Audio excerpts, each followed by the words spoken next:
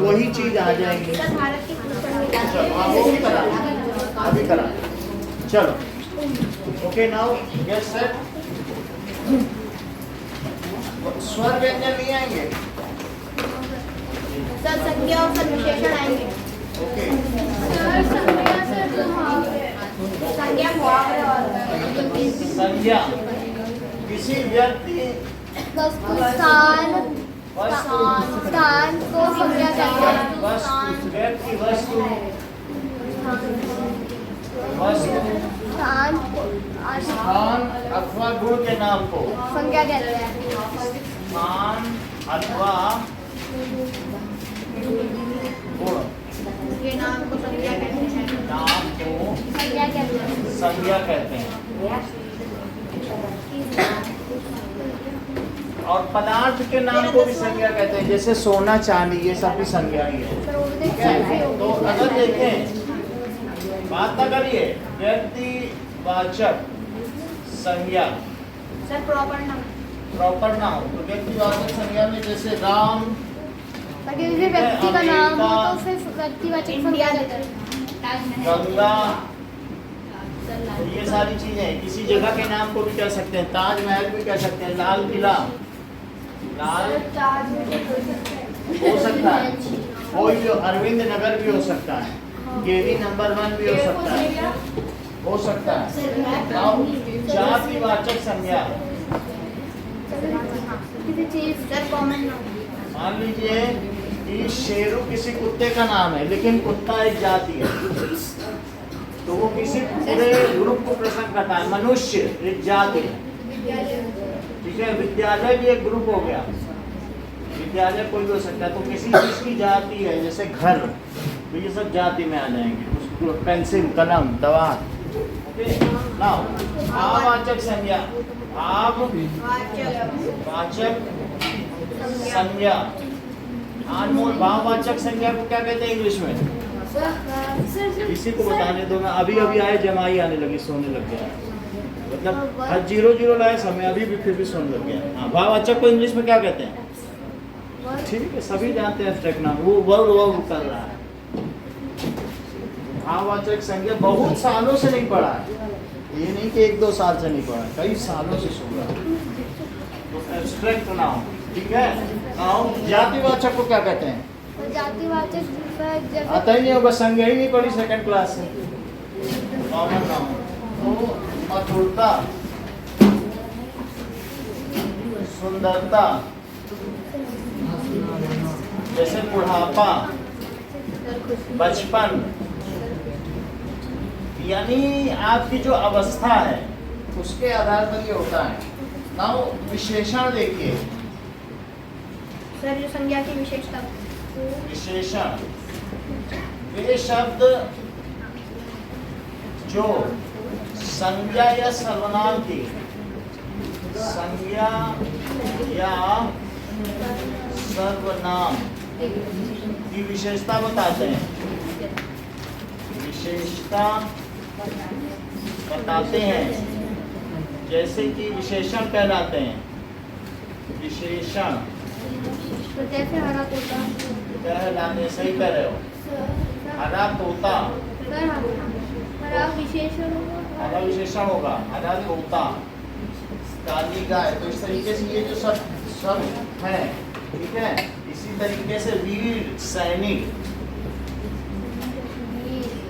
तो वीर यहाँ क्या हो गया? विशेषण हो गया, क्योंकि किसी चीज की बताते हैं। 2 लड़के, तो अगर यहाँ पर परिमाणवाचक विशेषण भी हो सकता है। मान लो किसी चीज में है, तो आपको अलग अलग तरीके के विशेषण भी हो सकते हैं, ऐसा संख्यावाचक, ठीक है। तो ऑर्डिनल भी हो सकता है, कार्डिनल भी हो गया। प्रथम, जैसे ऑर्डर में आ जाए तो प्रथम आने वाली लड़की, एक हो तो ऑर्डर में आ गया, और एक होगा कि 2 लड़कियां, तो नंबर प्रथम, द्वितीय, ऐसा होता नहीं कक्षा में, तो वो भी हो सकता है। संख्यावाचक विशेषण भी हो सकता है, जैसे 2 लड़के। और इसी तरीके से गुणवाचक विशेषण हो सकता है, काली गाय, मतलब जैसे किसी चीज के गुण बता रहा हो। हाँ, गुण बता रहा हो, तो इस तरीके से हम क्या कह सकते हैं। अच्छा, और एक है सर्वनामिक विशेषण, जैसे कौन सी गाय, ये वाली वैसे अगर ये वो कौन जा रहा है तो कौन क्या होता है, संज्ञा होता है कि सर्वनाम होता है कि विशेषण होता है कि क्रिया विशेषण। वह कौन जा रहा है, बोलो ये ठीक बता नहीं। जैसे कि दिव्या ने बताया कि राम जा रहा है, तो इन्होंने कहा कौन जा रहा है। तो जो संज्ञा के स्थान पर आते हैं उनको सर्वनाम कहलाते हैं। तो इन्होंने बहुत अच्छा बताया दिव्या ने कि ये क्या हुआ, सर्वनाम। राम डोसा खा रहा है, तो रहा इसका सर्वनाम अगर हम बनाए तो कौन डोसा खा रहा है? राम, अगर मैं कहूँ कि क्या खा रहा है, क्या खा रहा है? तो डोसा यहाँ क्या है, सर्वनाम। डोसा संज्ञा है, उसकी जगह क्या आ गया, तो ये क्या हो गया, ठीक है, ये हो गया सर्वनाम। अब अगर मैं ये कह दूं कि राम कैसा डोसा खा रहा है, आयुषी आप बताओ कैसा क्या है, ऐसे ही बिना सोचे कुछ भी बोल दो। ऐसे इतनी बड़ी क्लास में आ गई हो और वहां पे सिखाया है तब भी नहीं, ये ठीक बताने। देखो इन्होंने बताया कि संज्ञा की विशेषता बता रहे इसलिए विशेषण। ये कौन कितना अच्छा है ये बताया। देखो निखिल ने बताया कि जो संज्ञा से पहले आए तो उसको क्या कहेंगे, सर्वनाम। तो राम मीठा डोसा खा रहा है, तो कैसा डोसा खा रहा है, ठीक है। तो समझ में आ गई बात की नहीं। तो इसी तरीके से अगर सिर्फ कैसा है, वह कैसा है, तो कैसा क्या है, और वह कैसा लड़का है, क्योंकि अब लड़का से पहले आ गया। तो अगर कहा जाए कि वह अच्छा है, तो वह कैसा है, और वह कैसा लड़का है, वह, ठीक है। तो वह ऐसे कहा जाए कि वह, और भी कुछ लिख सकते हैं, वह बूढ़ा व्यक्ति है। तो बूढ़ा व्यक्ति, यहाँ बूढ़ा व्यक्ति आ गया है तो ये विशेषण है। और वह कैसा व्यक्ति है तो क्या हो गया, क्योंकि ये किसी के स्थान को परिवर्तित नहीं कर रहा है, ये उसकी विशेषता बता रहा है। तो इसको कहते हैं सर्वनामिक विशेषण। इसको क्या कहते हैं, इसको क्या कहते हैं, बता नहीं रही हो कि परिमाणवाचक विशेषण, अभी अभी बताया। इसको क्या कहते हैं, गुणवाचक विशेषण। इसको क्या कहते हैं, दैट इज परिमाणवाचक, magnitude, those adjectives which are showing the magnitudes. इसको क्या कहते हैं, सर्वनामिक विशेषण। मतलब सर्वनाम जैसा ये, वैसे कैसा क्या है यहाँ पे, सर्व, और इसको पहले क्या कहेंगे, इसको क्या कहेंगे। देखो तो विशेषण 4 प्रकार के होते हैं, एक गुणवाचक, संख्यावाचक, परिमाणवाचक। मेरे घर में ज्यादा दूध है, ये संख्या है। और अगर मैं कह दूं कि ज्यादा दूध, तो ये जो ज्यादा है ये हो गया परिमाणवाचक, परिमाणवाचक विशेषण। अच्छा, विशेषण। और ये क्या हो गया, संख्या वाचक विशेषण। ये हो गया। कोई 3 तरीके की संज्ञा का नाम बताओ। काफी कमजोर हो, लिखा है तब भी। तो सर मैं तो 2nd क्लास में हूँ, सबसे छोटा बच्चा हूँ, ABCD नहीं आता। 3 तरीके के विशेषण लिखने के बाद तुम कर क्या रहे हो यहाँ पे, जाओ डोसा खाओ। तो ये संख्यावाचक हो गया। ये कौन सा है, तो मेरे कान ही खराब है, सुनाई नहीं पड़ता सर। हाँ बोलो, बताइए। बहुत अच्छा। तो गुणवाचक। और ये कौन सा विशेषण है, कैसा कौन सा है दिव्यांशी, और लोग बता दें। सर्वनामिक विशेषण। तो सर्वनामिक विशेषण 4 तरीके के विशेषण बताइए। चार प्रकार के विशेषण बताइए ना।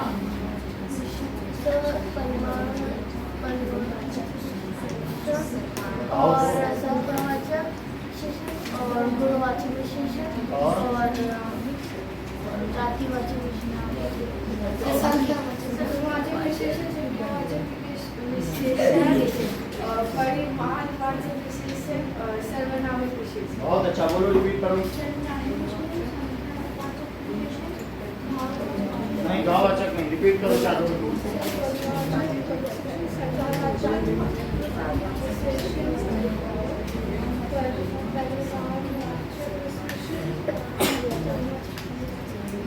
हाँ रिपीट करिए। संख्यावाचक विशेषण, परिमाणवाचक विशेषण और सार्वनामिक। चलो विशेषण चार प्रकार के हैं, कौन कौन से हैं?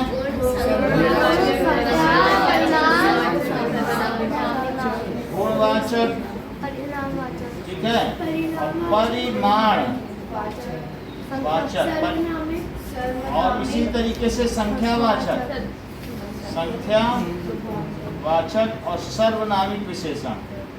सर्वनामिक विशेषण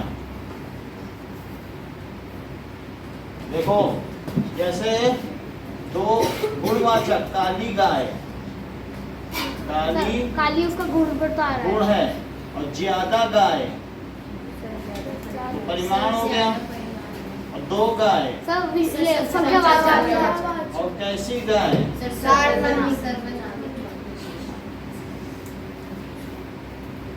तो इस तरीके से होगा। अब जरा देखो, इसके बाद ये तो हो गया कि हम लोगों ने देख लिया संज्ञा क्या होता है। अब मुहावरे, मुहावरे दिखाए गए हैं।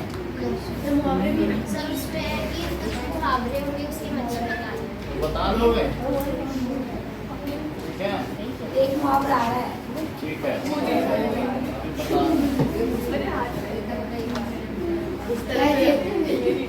सुनो कुछ चीजें देख लें। बैठ जाओ, बैठ जाओ। देखो,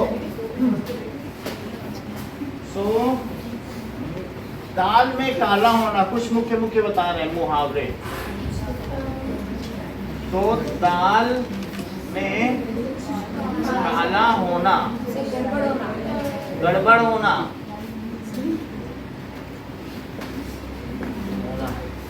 ठीक है। मुझे देखकर राम उल्टे पांव भाग गया, मुझे लगा दाल में कुछ काला है, ठीक है। इसी तरीके से अब देखो, अंगूठा दिखाना, अंगूठा दिखाना, मना करना कोई भी चीज के लिए। मैंने जब उससे 2 लाख रुपए मांगे तो उसने मुझे अंगूठा दिखा दिया। साफ इनकार करना, साफ इनकार करना, ठीक है। मैंने जब उससे मदद मांगी तो उसने मुझे अंगूठा दिखा दिया।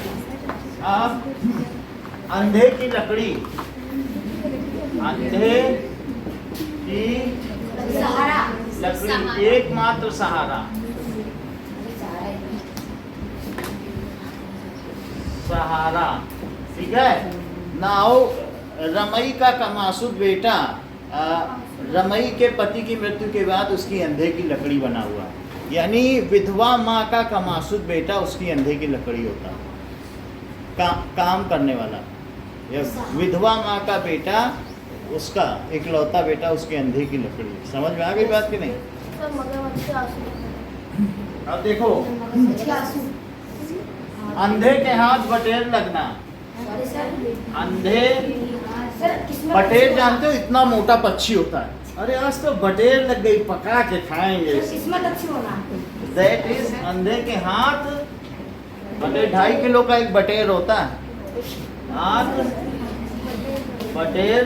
सर इंडिया में दिखाता है क्या? हाँ बटेर, सर इंग्लिश में क्या बोलते हैं? बटेर एक पक्षी का नाम है। इंग्लिश में मतलब बटेर पक्षी का नाम है।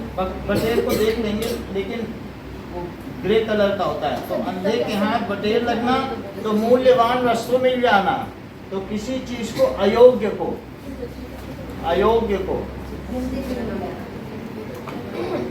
अयोग्य को मूल्यवान वस्तु मिल जाना।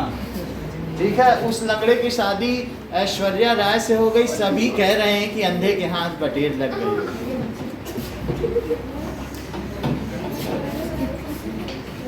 ठीक है, कोई मतलब किसी का भी नाम ले लो, या एक भिखारी की 2 करोड़ की लॉटरी लग गई, तो सभी कह रहे हैं कि उस अंधे के हाथ बटेर लग गई। अक्ल पर पत्थर पड़ना, अक्ल पर पत्थर, कुछ न सूझना, पढ़ना यानी कुछ सुझाई न देना।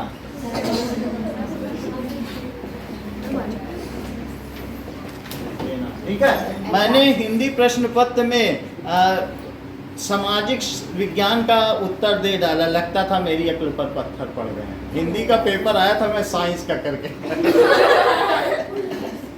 तो अक्ल पर पत्थर। ठीक है, सो इस तरीके से उपाय न सूझना, कोई उपाय न सूझना। ठीक है, दौड़ते हुए बैल के सामने मैं खुद ही आ गया, लगता है मेरी अक्ल पर पत्थर, है ना, तो लगता है मेरी अक्ल पर पत्थर पड़ गए। तो ठीक है, मेरे घर में थोड़ा अनाज था, ठीक है, मैंने उसमें ज़्यादा नमक डाल दिया, आज भूखे सोना पड़ेगा, मेरी अक्ल पर तो पत्थर ही पड़ गए। तो अगर थोड़ा ही अनाज है तुमने वो भी खराब कर दिया। ठीक है, अब देखो उल्लू सीधा करना,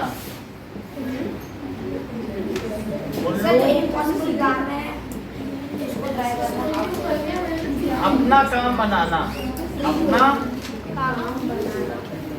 काम बनाना। मैंने रैयान को फुसलाकर अपना उल्लू सीधा कर लिया, उसके जेब में 20 रुपए थे, वो उसको लेकर मैंने दोस्तों के साथ पार्टी मनाई।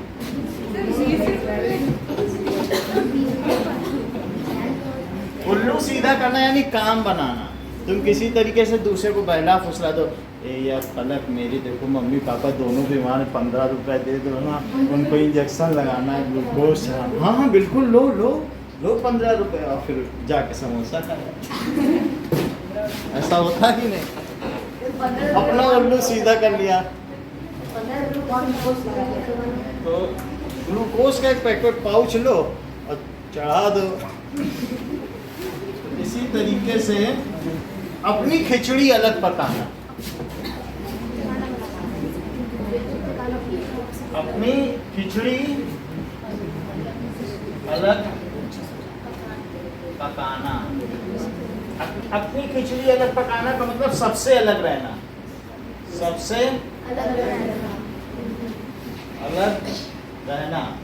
मेरा छोटा भाई अपनी अलग ही खिचड़ी पकाया करता है, वो हमारे साथ खेलता नहीं है, तो वो अलग ही खिचड़ी पकाता रहता है। तो ठीक है, अपने पाँव पर कुल्हाड़ी मारना, अपने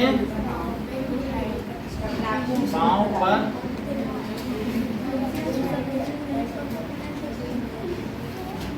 ठीक है, तो खुद अपने पाँव पर कुल्हाड़ी मारना, अपने लिए मुसीबत पैदा करना, अपने लिए मुसीबत पैदा करना।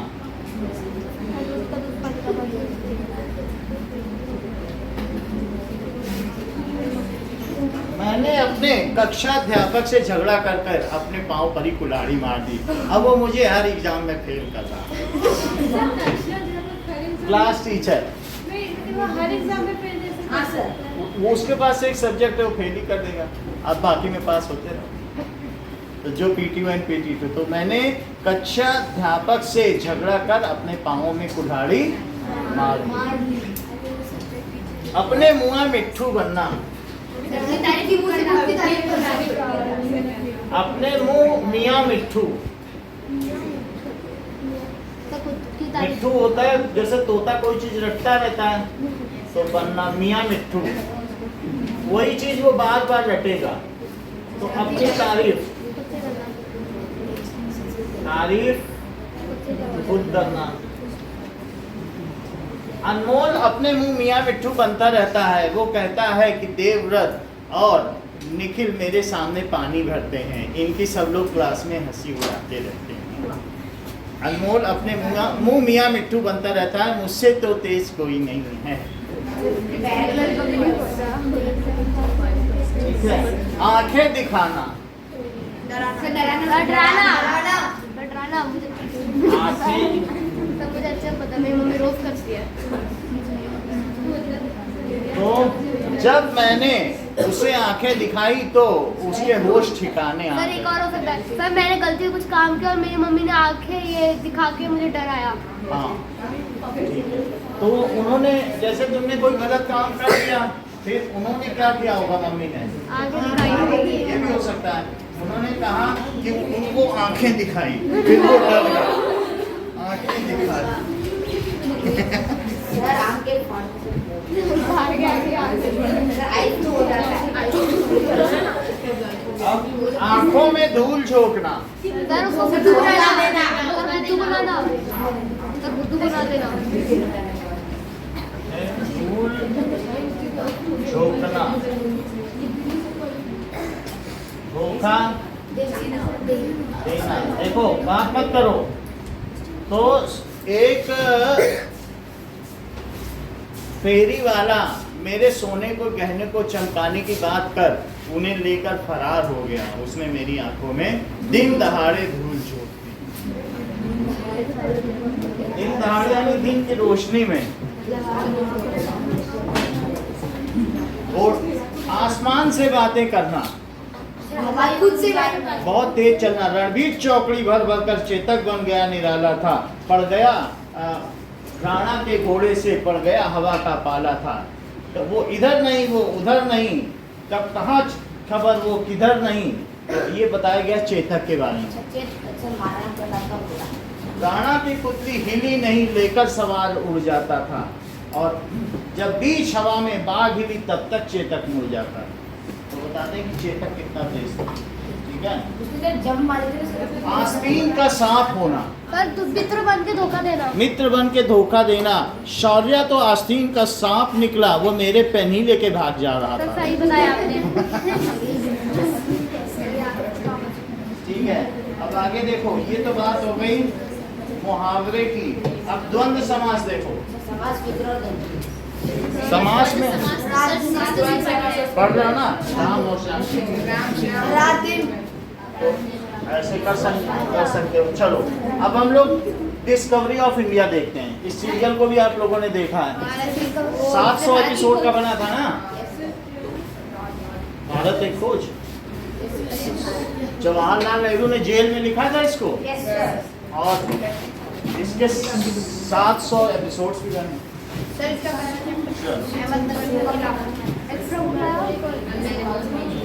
ना, और इसके कोई काव्य का अर्थ तो नहीं समझना है किसी कविता। ये लो, सर द्वंद्व समास होता है सर, जिसमें बीच में से राम श्याम, तो राम और श्याम, सर रात दिन, रात दिन, सुबह शाम। सुबह शाम। अब देखो इसमें कहाँ तक आएगा डिस्कवरी ऑफ इंडिया? अहमदनगर का किला, अहमदनगर का किला। सर हमारा अहमदनगर का किला सर बनारस में। कितने पेज का हो गई?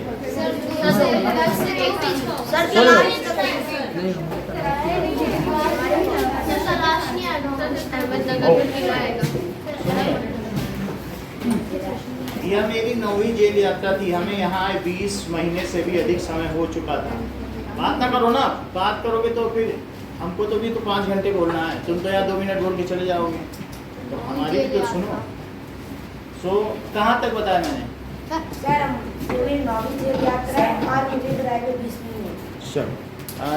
जब हम यहाँ पहुँचे तो अंधियारे आकाश में झिलमिलाले दूज के चांद ने हमारा स्वागत किया। तो मतलब एकादशी होती है, फिर दूज होता है, तो इसका मतलब दूसरा दिन। दूज का चांद का मतलब दूसरा दिन, त्रयोदशी चतुर्दशी, तो दूज के चांद ने इनका 2 दिन का चांद था। तो शुक्ल पक्ष पूरा शुरू हो चुका था। तब से जब चांद बढ़ता है तो शुक्ल पक्ष कहते हैं, मालूम है, और चांद घटता है तो क्या कहते हैं? कृष्ण पक्ष। कैसे इनको पता हो सकता है ये ब्राह्मण हो? तो इस तरीके से जैसे इन्होंने बताया कि 15 दिन का शुक्ल पक्ष होता है, 15 दिन का कृष्ण पक्ष होता तभी है। सर एक महीने ध्यान से सुनो, इन्होंने कहा मनमास किसे कहते हैं? सर मनमास मतलब जब सर ये चांद गायब हो जाता है। लो, इन्होंने बता दिया जिस महीने का कोई नाम नहीं, तो जेठ अषाढ़ चैत वैसाख, और एक ऐसा महीना आता है जिसका कोई नाम नहीं होता, क्योंकि हिंदी में 13 महीने होते हैं। इनको सब पता है। कैसे इनको पता? मतलब ऐसा होता है कि 28 दिन का एक महीना होता है, 14 दिन चांद को बढ़ने में और 14 दिन घटने में लगता है, तो कुछ कुछ दिन बच गए, तो वो जब इकट्ठा हो जाते हैं 28 दिन में, तो वो एक ऐसा महीना आता है जिसका कोई नाम नहीं होता है। तो वो ये मनमास का महीना अभी चल रहा है, ऐसे में कोई शुभ कार्य नहीं होते, ये अभी वही महीना चल रहा है। तो भैया सब हमसे पूछो, इससे भी तो पूछो, ये ब्राह्मण है। हाँ देखो, अब शुक्ल पक्ष शुरू हो चुका था। शुक्ल पक्ष क्या है? मतलब सर ये चांद को घूमना स्टार्ट हो गया। चांद बढ़ना है ना। हट कर बैठा चांद एक दिन माता से यह बोला, हे माँ मुझको तुम सिलवा दो एक नया झिंझोला। तो कहती है माँ कि तू तो घटता बढ़ता रहता हूँ, क्या 14 झिंझोले सिलवाऊँ तुझको? वो छपला सिलवाने को बोल, कह रहा मैं तो रहता हूँ ठिठुरता रहता हूँ ठंड में, मुझे एक कपड़ा सिलवा दो। तो जब नया चांद उगता है तो जैसे मुझे याद दिला देता है कि मेरे कारावास का एक महीना और बीत गया, तो चांद से वो कैलकुलेट करते थे नए एक चांद महीना होने में वो पूरा हाँ, तो इस तरीके से उनको कितने महीने बिताने थे? 9वीं जेल यात्रा थी, 20 महीने हो चुके थे। मेरे बंदी जीवन का स्थायी सहचर रहा है, वही याद दिलाता है कि अंधेरे के बाद उजाला होता है। यहाँ तक तो कोई बात नहीं, आगे देखिए। आगे room number 8 occupied by honourable Pandit Jawaharlal Nehru, ठीक है, the prime minister of India. ये अभी की तख्ती है, तो ये उस समय तो नहीं लगाएंगे, अंग्रेज लोग तो नहीं लगाएंगे, लेकिन अभी जो लोग वहाँ देखने जाते हैं कि जवाहरलाल नेहरू कहाँ थे, किस जेल में थे, तो दिखाया जाता है कोठरी बनी, और यहीं पर इन्होंने डिस्कवरी ऑफ इंडिया, अहमदनगर किले में इनको बंद किया। अहमदनगर किला महाराष्ट्र में है, तो ठीक है, तो ये औरंगजेब का बनवाया हुआ किला है। सो दूसरी जेलों की तरह अहमदनगर के किले में मैंने बागवानी करना शुरू कर दिया। मैं रोज कई घंटे तपती धूप में भी फूलों के साथ क्यारियां बनाने लगा। मिट्टी बहुत खराब थी, पथरीली और पुराने मलबे और अवशेषों से भरी थी। यह इतिहास स्थल इसलिए अतीत से इसने कई युद्ध और राजमहलों की दुरभिसंधियाँ देखी हैं। तो वहाँ पर अहमदनगर किले में बहुत लड़ाइयाँ हुई थी, ठीक है। घटनाओं की दृष्टि से इसकी कोई विशेष अहमियत नहीं है। शुक्ल पक्ष क्या होता है प्रीतिका? ये बताएगी नहीं कभी। हाँ, वो कुछ भी नहीं बताएगी, सरल से सरल पूछो बस। इससे एक जुड़ी घटना आज भी याद की जाती है। घटना है कि चांद बीबी नाम की एक सुंदर महिला के साहस की कहानी, जिसने इस किले की रक्षा के लिए अकबर की शाही सेना के विरुद्ध तलवार लेकर, तो चांद बीबी बाद में अहमदनगर का किला औरंगजेब के अंडर में आ गया, लेकिन एक ऐसा भी समय था कि चांद बीबी के अंडर में था ये किला, तो उसने अकबर से लड़ाई की। तो अंत में उसकी हत्या कर उसके अपने ही एक आदमी ने कर दी थी। खुदाई के दौरान हमें जमीन की सतह के नीचे प्राचीन दीवारों के हिस्से और कुछ गुंबदों और इमारतों के ऊपरी हिस्से मिले। हम बहुत दूर नहीं जा सके क्योंकि न तो अधिकारियों से इसकी मंजूरी मिली, तो आसपास ही वो वहाँ पर बागवानी करते थे खेत के बाद, ठीक है। क्योंकि वो एक कौन थे बताइए? राजनैतिक कैदी, पॉलिटिकल प्रिजनर, तो उनको थोड़ा सा आज़ादी थी। बागवानी का मतलब भाई तो कुछ फूल उगाना, कुछ करना, बाहर की मिट्टी में कुछ करना। पर जब मैं आज़ाद नहीं, जब तक मैं अब मैंने कुदाल छोड़कर कलम उठा ली। अभी तक मैंने बागवानी की थी, अब मैंने कलम उठा ली है। तो जब तक, और इन्होंने भारतीय खोज में प्राक ऐतिहासिक काल से, यानी द रॉक पीरियड से, फिर उसके बाद कॉपर एज आई, ब्रॉन्ज एज आई, वहाँ से लेकर फिर मुगलों का हुआ, वो सब लिख डाला भारत। तो पूरा एक इनका ये है। जवाहरलाल नेहरू की डिस्कवरी ऑफ इंडिया कोई पूछे किसने लिखी है? तो जवाहरलाल नेहरू। कर्म के माध्यम से वर्तमान को अपने अनुभव का हिस्सा नहीं बना लेता। अब मैंने कुदाल छोड़कर लेखनी उठा ली है, और जब तक मैं कर्म के माध्यम से वर्तमान तक, ये अब लिखेंगे, वर्तमान तक हिस्सा नहीं बना लेता, न ही पैगंबर की भूमिका अख्तियार कर मैं फिलहाल भविष्य के बारे में लिख सकता हूँ। मैं ये भी नहीं जानता, पैगंबर जैसे आगे का बता देते थे, मोहम्मद पैगंबर थे ना, तो ये इस्लाम के प्रवर्तक थे, वो बता देते थे कि आगे क्या होने वाला है। तो ये कह रहे हैं जवाहरलाल नेहरू मैं तो पैगंबर तो नहीं हूँ, तो मैं वर्तमान आगे का तो नहीं बता सकता, तो मैं जहाँ तक पहुँचूँगा वहाँ तक बता दूँगा, आज तक का बता दूँगा। बचा रहता है अतीत, पर मैं उसके बारे में भी किसी इतिहासकार या विद्वान की तरह तो नहीं लिख सकता हूँ, पीछे का भी मैं ज़्यादा नहीं बता सकता, क्योंकि मुझे जो मेरी मेमोरी में है, याद में है, वो मैं बता दूंगा। और आज के विचारों और क्रियाकलापों के संबंध स्थापित करके कुछ लिख सकता हूँ। गेटे ने एक बार कहा था कि इस तरह का इतिहास लेखन अतीत के भारी बोझ से एक सीमा तक राहत दिलाता है। तो आपको मालूम है कि डेल कार्नेगी क्या करते थे कि एक जैसे वो जेल में थे, तो उनको जिस पत्तल में खाना दिया जाता था, तो उनके हाथ में एक कोयले का टुकड़ा आ गया, उसी में कोयला भी था, तो उस कोयले से उस कागज में जिसमें खाना या रोटी दी जाती थी लिखते थे, और जो जेल की दराजें थीं उसमें खोस देते थे। आज भी दुनिया के सबसे अच्छे जो ऐसे राइटर्स हैं वो डेल कार्नेगी के, और उनकी किताब सबसे महंगी बिकती, वही खोसे हुए कागज निकाल के संकलन कर दिया। आप भी देख जाओगे, आप अचंभित हो जाओगे, इतने अच्छे ऐसे जेल में कैसे कोई ले सकता। या कभी डेल कार्नेगी को आप सर्च कर लेना, तब पता चल जाएगा कि कितना वो। अतीत का दबाव, दबाव भला हो या बुरा दोनों तरह से अभिभूत करता है। कभी कभी यह दबाव दमघोटू होता है, खास तौर पर उन लोगों के लिए जिनकी जड़ें बहुत पुरानी सभ्यताओं में हैं, मसलन भारत और चीन की सभ्यता। तो हमारे ऊपर अतीत का दबाव रहता है। अगर हम अतीत में बहुत अच्छे हैं, हमारी संस्कृति बहुत अच्छी है, तो हमारे ऊपर दबाव बना रहेगा कि हम वैसे ही बने रहें।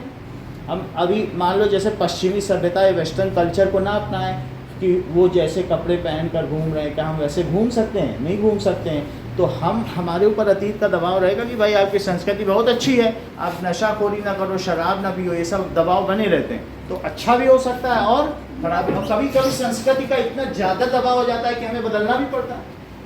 जैसे हम पूरी तरीके से क्या आर्य समाज या इन सब पे चल सकते हैं, जबकि सारी दुनिया सैटेलाइट पे चल रही है और यहाँ वहाँ जा रही है। तो ऐसी स्थिति में हमें गुरुकुल की शिक्षा छोड़कर कुछ आगे बढ़ना पड़ेगा, कुछ नया भी सीखना पड़ेगा। तो दबाव दोनों तरीके से भी हो सकता है। एक हमें वो पुरानी संस्कृति बचाने के लिए भी प्रेरित करता है, और कुछ दबाव ऐसे होते हैं कि वो हमें आगे बढ़ने के लिए भी प्रेरित कर सकते हैं। अगर तुम्हें कदम से कदम मिला के चलना है तो तुमको भी नौकरी करनी पड़ेगी अपने भाई की तरह, नहीं तो समाज में तुम तो ये नहीं कह सकते कि नहीं भाई हम तो घर का करेंगे। तो तब तो दबाव हटेगा कि नहीं? दो तरीके से प्रेरित करता है कि नहीं?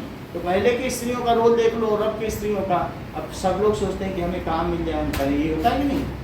अब जरा देखिए कि आखिर मेरी विरासत क्या है, मैं किन किन बातों का उत्तराधिकारी हूँ। क्या उन सब का जिसे मानवता ने दसियों हजारों सालों के दौरान हासिल किया, उनकी विजयों के उल्लास का, उनकी पराजय की दुखद यंत्रणा का, मानव के हैरतअंगेज साहसिक कार्यों का।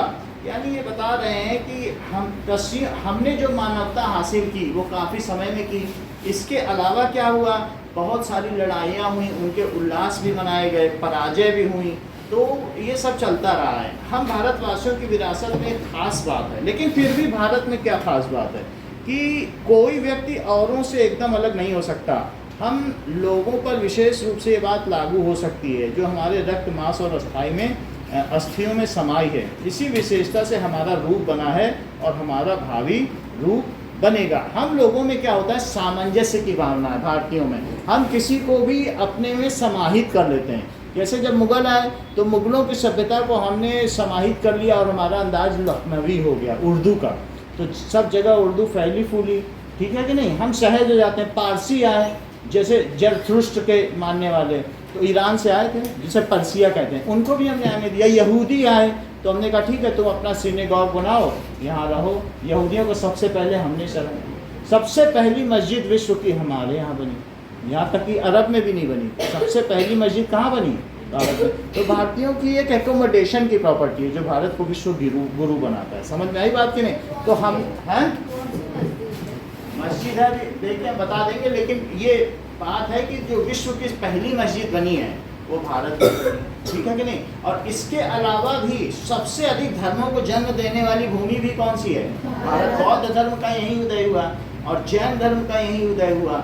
इसके अलावा सनातन धर्म का यहीं उदय हुआ। तो ऐसा कोई भी जगह नहीं जहाँ तीन तीन धर्मों का उदय हुआ। तो इस तरीके से भारत भूमि क्या कि सबको, इसीलिए यहाँ डाइवर्सिटी भी है। तो यहाँ पर चीज़ों को समाप्त नहीं किया, जबकि और जगह से डाइवर्सिटी खत्म हो रही है। और यहाँ डाइवर्सिटी बढ़ती जा रही है, हम एकोमोडेटिव नेचर के, ये भी हम खुश होते हैं देख देख के भिन्नता को देख के, जबकि दूसरे लोग क्या कर रहे हैं दूसरे देशों में कहीं पर भी वो भिन्नता को देखकर खुश नहीं होते हैं, वो उनका दमन करने लगते हैं। चाहे अमेरिका में देख लो, यूरोप में देख लो, तो उनमें सब में क्या हुआ है, क्रूसेड्स हुए हैं, धर्म युद्ध हुए जिसमें लाखों लोग मारे गए। इजराइल पे लड़ाई के लिए लाखों लोग मारे गए। इजराइल ईसाइयों का भी धर्म स्थल है, वहीं पर ईसा मसीह पैदा हुए थे, जीसस क्राइस्ट, और वहीं पर मोहम्मद साहब भी स्वर्ग की ओर गए थे। तो इसलिए उस जगह को दोनों लोग इस्लामिक भी पाना चाहते हैं और ईसाई। उनमें सालों से 3 बड़े धर्म युद्ध हुए, उन धर्म युद्धों को क्रूसेड्स कहा गया।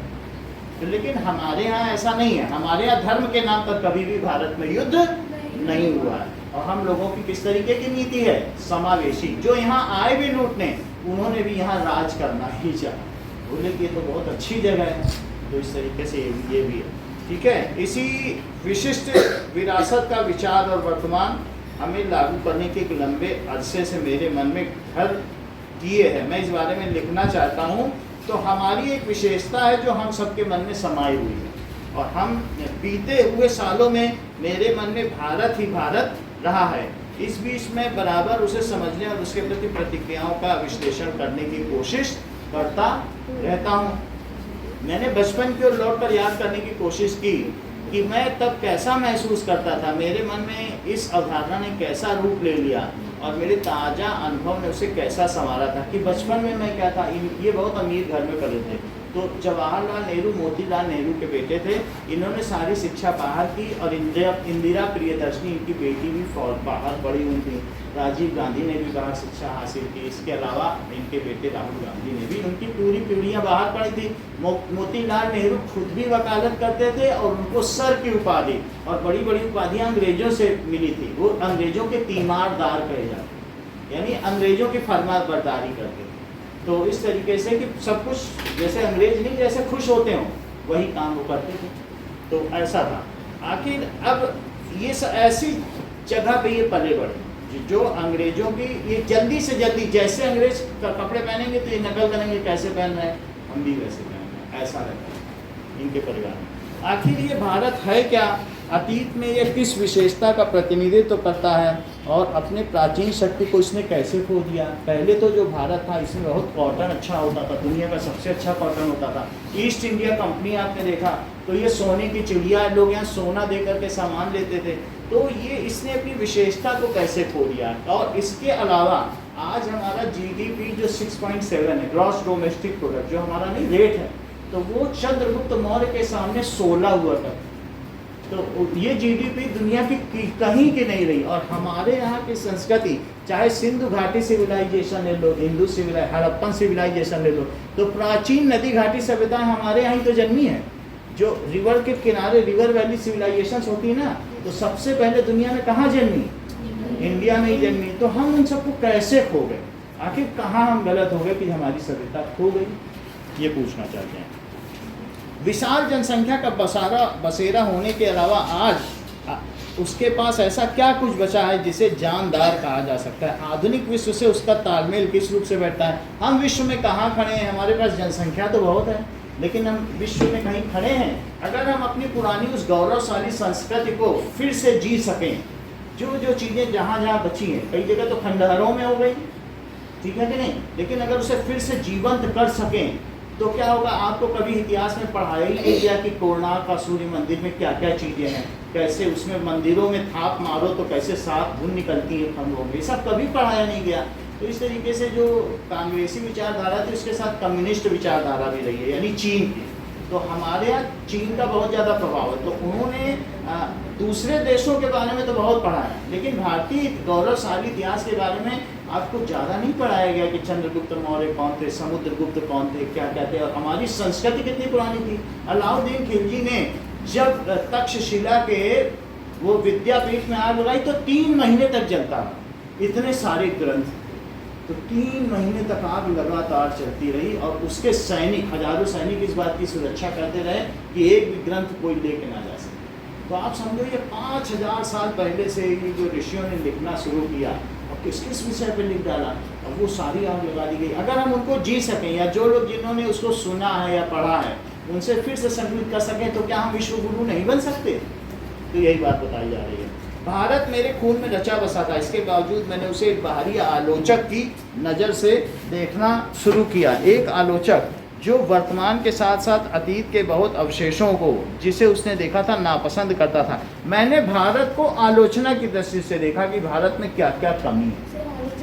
आलोचक का मतलब क्रिटिसाइजर, कि मैं उसकी ये ठीक नहीं है, ये ठीक। एक होता प्रशंसा की दृष्टि से देखना, तो मैंने एक बाहरी की दृष्टि से देखना, यानी अब ये जो लिखेंगे वो किस दृष्टि से लिखेंगे, बाहरी की दृष्टि से।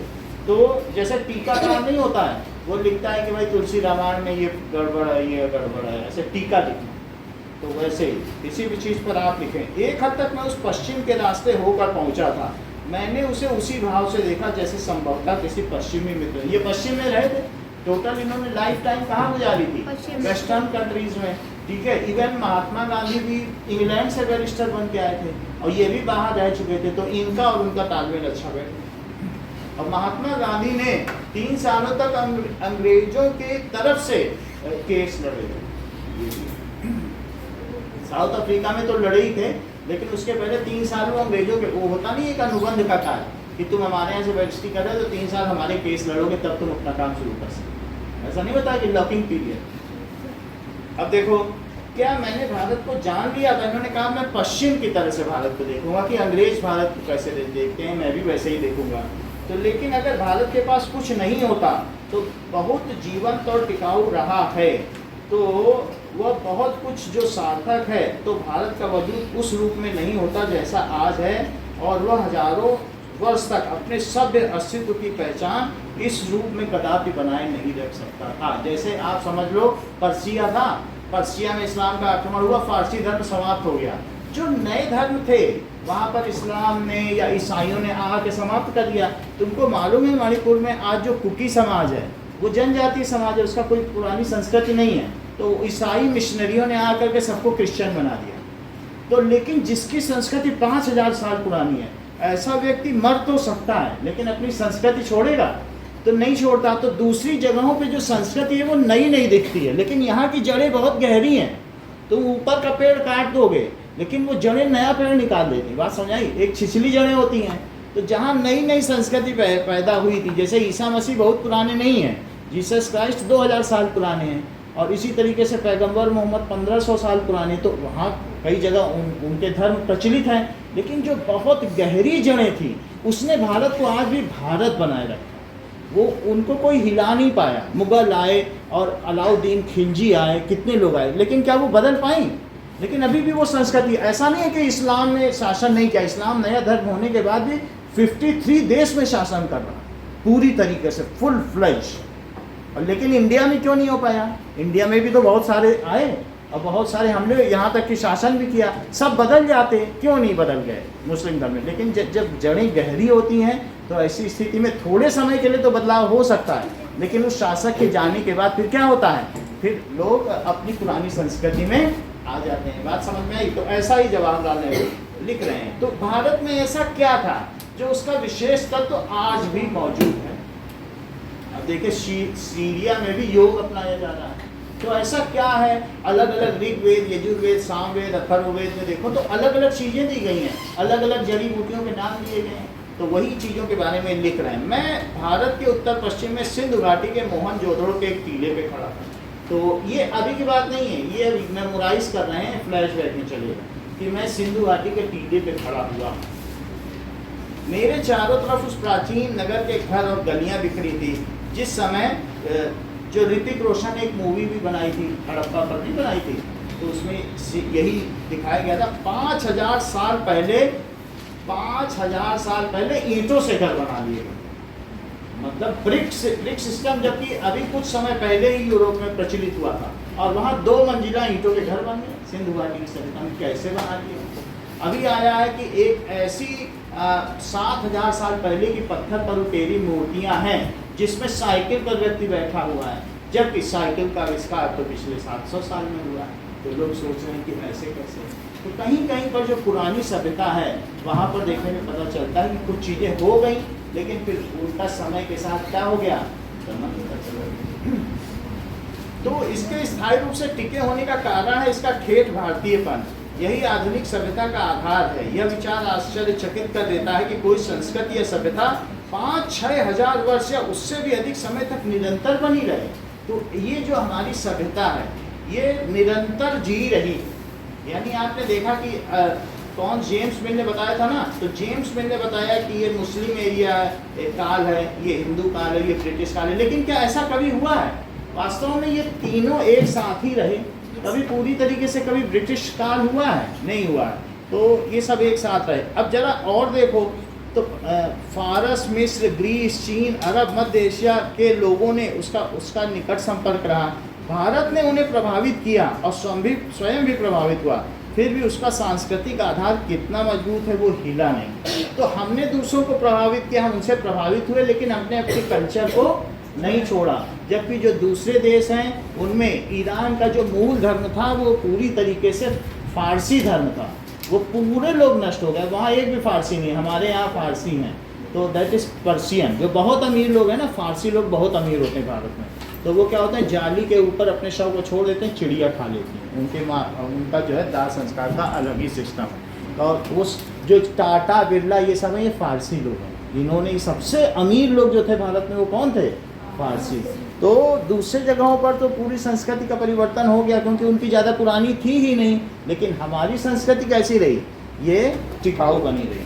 मैंने उन पराक्रमी यात्रियों के साथ भारत की यात्रा की जो सुदूर अतीत में यहाँ चीन और पश्चिम से मध्य एशिया से आए और अपनी यात्राओं की दास्तान छोड़ गए। बहुत सारे लोग आए, वेनसांग आए, कई लोग आए, उन्होंने भारत के मौर्य काल के बारे में लिखा है कि कैसे अशोक के समय में छायादार वृक्ष थे और कैसी व्यवस्था थी चाणक्य के समय में। ये सारी बातें लिखी हैं। एशिया, अंगकोर, बोरोबुदर और बहुत सी जगह में भारत की उपलब्धियों के बारे में सोचने लगा। मैं हिमालय पर घूमता रहा और दंत कथाओं के साथ अपना संबंध बनाता रहा। तो उसके आगे पढ़ लेना।